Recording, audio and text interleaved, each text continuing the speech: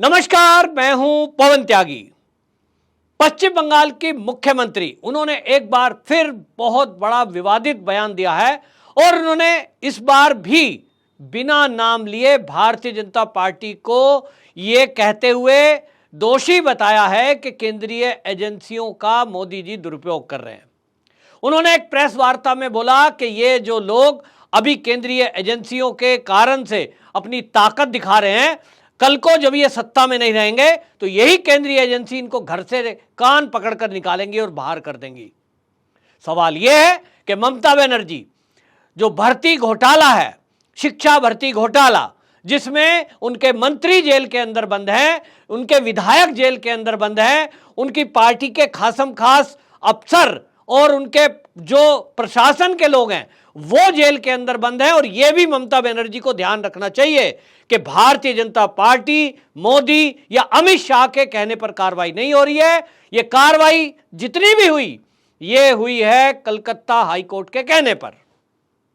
तो ममता बनर्जी, यह कहा जाए कि वो मोदी के साथ साथ न्यायपालिका को डरा रही है। वो ये कहना चाहती है कि आज मोदी जी केंद्र में हैं तो ये जो हाई कोर्ट है ये जांच का आदेश दे रहा है, हाई कोर्ट के कारण गिरफ्तारियां हो रही हैं।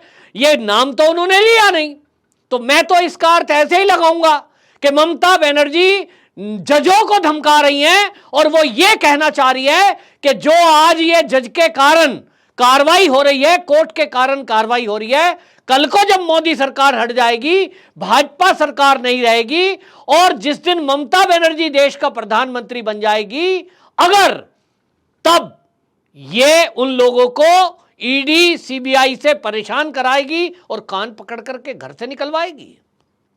ये ममता बनर्जी का प्रेस कॉन्फ्रेंस ये बता रहा है कि उनके दिमाग में किस तरह का अहंकार है, किस तरह की प्लानिंग है और किस तरह का कोई पछतावा नहीं है, लेकिन इस देश में अराजकता फैलाने की पूरी तैयारी ये विपक्ष की है। आप देखें कि अगर कांग्रेस के नेताओं का बयान सुने, वो यही बोलता है राहुल गांधी, आज केंद्रीय एजेंसियों का दुरुपयोग हो रहा है, कल को क्या होगा जब मोदी जी हट जाएंगे। इसका मतलब कांग्रेस की तैयारी है कि वो केंद्रीय एजेंसियों का दुरुपयोग करेंगे और न्यायपालिका के जरिए, आपको बता दूं, जितने आदेश हो रहे हैं, ईडी सीबीआई ये जो कार्रवाई कर रही है, क्या इनको नोटों का जखीरा नहीं मिल रहा? ये तो आज मीडिया का जमाना है, हम खुद अपनी आंखों से देख रहे हैं, पूरी दुनिया देख रही है।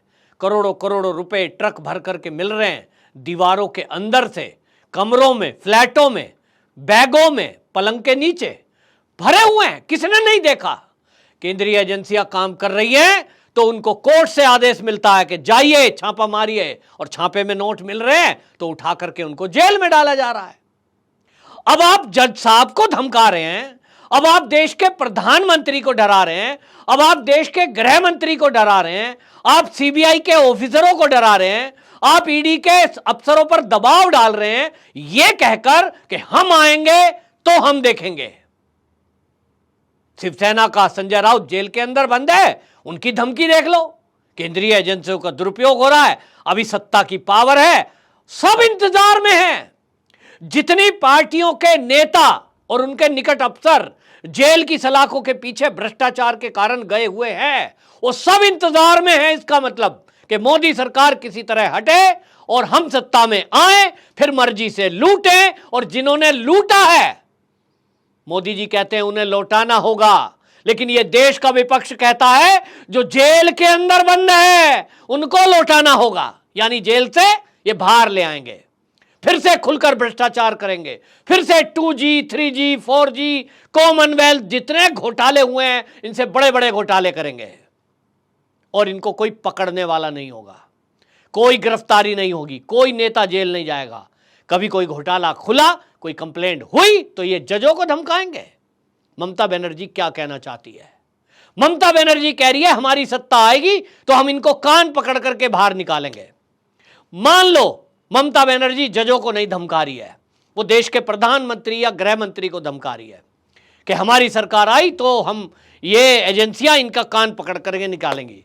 तो ममता बनर्जी, राहुल गांधी, संजय राउत के खैरमखा जो जो शिवसेना उद्धव ठाकरे गुट बोल रहा है वो, और जितना भी पक्ष है ये जो बोल रहे हैं, ये सुन ले कान खोल के कि जिस मोदी जी को आप प्रधानमंत्री पद से हटने के बाद जेल में डालने की बात सोच रहे हैं, जिस गृह मंत्री अमित शाह को आप कह रहे हैं कि सत्ता से बाहर हो जाओगे तो हम आपको फिर यही करेंगे, आप समझ लें 2014 के पहले ना अमित शाह देश के गृह मंत्री थे, ना वो कोई मंत्री थे, ना वो पावर में थे। 2014 के पहले देश के प्रधानमंत्री नरेंद्र मोदी कोई पावर में नहीं थे केंद्र के अंदर, उनके हाथ में ये केंद्रीय एजेंसी नहीं थी। ये किसके हाथ में थी? ये कांग्रेस के हाथ में थी। 2001 से लेकर 2014 तक 13 साल नरेंद्र मोदी गुजरात के सीएम थे और तब केंद्रीय एजेंसी कांग्रेस के हाथ में थी और कांग्रेस के साथ मिलकर के एनसीपी हो चाहे शिवसेना हो। अब शिवसेना तो गठबंधन 19 में तोड़ा है, लेकिन हां इनकी विचारधारा मिल रही है शायद। एनसीपी है, टीएमसी है, ये कम्युनिस्ट हैं, ये सारे मिले हुए थे और सबने मिलकर क्या इसीलिए मोदी जी और अमित शाह पर केस दर्ज किए थे? आज तो कोर्ट से सिद्ध हो रहा है कि इन्होंने दुरुपयोग तो इन्होंने किया था मोदी को खत्म करने के लिए, अमित शाह को खत्म करने के लिए, आरएसएस को खत्म करने के लिए, हिंदुत्व को खत्म करने के लिए, हिंदुओं को खत्म करने के लिए, इस सनातन संस्कृति को खत्म करने के लिए इन्होंने किया दुरुपयोग। इन्होंने हिंदू आतंकवाद शब्द जैसे शब्द गढ़े और देश के साधुओं को, देश के राष्ट्रवादी लोगों को, सेना के अफसरों को आतंकवादी बताकर जेल के अंदर ठूंस दिया था। यह होता है दुरुपयोग। अगर मोदी जी, अमित शाह केंद्रीय एजेंसियों का दुरुपयोग करने पे उतर जाएं तो मैं दावे के साथ कह रहा हूं, ममता बनर्जी जी ध्यान से सुन लेना, अभी तक आप जेल के अंदर बंद होती। सत्ता में जिस दिन मुख्यमंत्री बनी थी उस सत्ता में आने के कुछ ही साल बाद जिस तरह के पश्चिम बंगाल में अत्याचार, व्यभिचार और हत्याएं, लूट, यह सब होना शुरू हो गया था, अगर अमित शाह और मोदी जी केंद्रीय एजेंसियों का दुरुपयोग वो कांग्रेस की तर्ज पर करने पे उतर जाएं तो ये सारा विपक्ष, केजरीवाल, उनके सारे मंत्री, ये एनसीपी के शरद पवार, इनके भतीजे अजीत पवार, ममता बनर्जी, सारे कम्युनिस्ट, ये सब टुकड़े टुकड़े गैंग, ये कोई सड़क पे बाहर नजर नहीं आता, ये सब जेल के अंदर बंद होते हैं। शुक्र मनाइए कि मोदी जी केंद्रीय एजेंसियों का दुरुपयोग नहीं कर रहे हैं। शुक्र मनाइए कि इस देश के गृह मंत्री अमित शाह आरएसएस बैकग्राउंड के हैं, राष्ट्रीय स्वयंसेवक संघ के स्वयंसेवक हैं। उनकी विचारधारा है कि हमको कोई भी गलत काम नहीं करना है, शक्ति का दुरुपयोग नहीं करना है। और हमारे मोदी जी तो शंकर भगवान जी के भक्त हैं, गले में भी सांप रखते हैं। खूब गाली दीजिए, उनको नीच कह रहे हैं, उनको चोर कह रहे हैं, उनको मौत का सौदागर कह रहे हैं, और मोदी जी आज फुल पावर में हैं। देश की एजेंसियों के साथ, उनके साथ दुनिया के कई देशों की ताकत भी है। वो भी कर सकते हैं जो इंदिरा गांधी ने किया, विरोधियों के मुंह बंद करने के लिए। लेकिन ना मोदी जी इंदिरा को फॉलो कर रहे हैं, ना मोदी जी कम्युनिस्टों की विचारधारा को फॉलो करते हैं, ना मोदी जी टीएमसी की ममता बनर्जी जैसा आप करती हैं वैसा करते हैं। वो केवल एक विचारधारा को फॉलो करते हैं, आरएसएस की आइडियोलॉजी, राष्ट्रीय स्वयंसेवक संघ, उसकी आइडियोलॉजी को फॉलो करते हैं। और वो ये मानते हैं वसुधैव कुटुंबकम, वो मानते हैं सबका डीएनए एक है, वो ये मानते हैं कि सभी भारत माता के पुत्र हैं। इसलिए जो गलती करेगा वो जेल में जाएगा।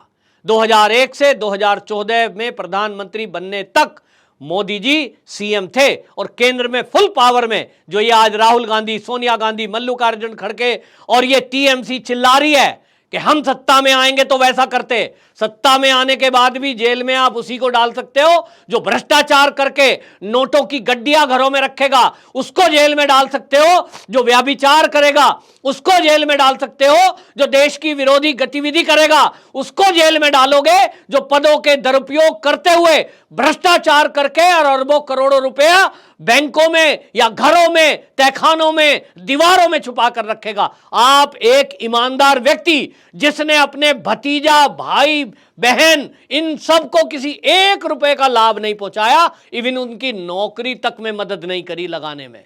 नियम को ताक पे रख के कोई किसी को एजेंसी, किसी को फैक्ट्री नहीं खुलवा दी है। ऐसे व्यक्ति का आप क्या करोगी ममता बनर्जी? बाल बांका नहीं कर पाओगी। डरता वो है जो गलत काम करता है, जेल में वो जाता है जिसके खिलाफ या तो साजिशें की जाती हैं, लेकिन इस देश की न्यायपालिका, उस पर भरोसा है, सबको संविधान पे भरोसा है, और वो संविधान इतना कमजोर नहीं है। ममता बनर्जी जी, आप घबरा क्यों रही है? यदि आपने कोई गलती नहीं करी है तो इस देश के कानून पर भरोसा रखिए, आप जेल नहीं जाएंगी। यदि आपने भ्रष्टाचार किया है, आपके इशारे पर भ्रष्टाचार हुआ है, जिस डायरी का जिक्र अभी पता चला है, आपके कुछ एमएलए पकड़े गए हैं, इनसे जो खुलासे हो रहे हैं, जो खबरें आ रही हैं, यदि आपने भ्रष्टाचार किया है तो यह भी विश्वास रखिए कि आपको कोई बचा नहीं सकता, जेल में जाए बिना आप रह नहीं सकती। कितना भी ड्रामा कर लीजिए, कितना नाटक कर लीजिए, कितने बहाने बना लीजिए आप मीडिया में आकर के कि दुरुपयोग हो रहा है, दुरुपयोग हो रहा है, और देश की जनता सब जानती है, सब समझती है। सोशल मीडिया और मीडिया का जमाना है, लोग एक्टिव हैं, सब देख रहे हैं कि ममता बनर्जी का नाटक चल रहा है।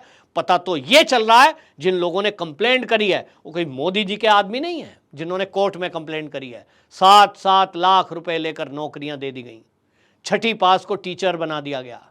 ये ममता बनर्जी जी, आपकी पोल खुल चुकी है। पश्चिम बंगाल का बच्चा बच्चा जान चुका है कि पश्चिम बंगाल में टीएमसी की सरकार, केवल भ्रष्टाचार की सरकार चल रही है, और वहां ऐसे अत्याचार हो रहे हैं कि वहां हत्याएं होती हैं, लूट होती है, हिंदुओं के साथ, महिलाओं के साथ रेप होते हैं, घर जला दिए जाते हैं, और आपकी पुलिस कुछ नहीं करती। मोदी जी अगर दुरुपयोग करने पे उतर गए और अमित शाह यदि दुरुपयोग कर रहे होते तो अभी तक आपकी पार्टी के बड़े बड़े पदाधिकारी, पुलिस के बड़े बड़े अधिकारी जेल की सलाखों के पीछे होते। वंदे मातरम।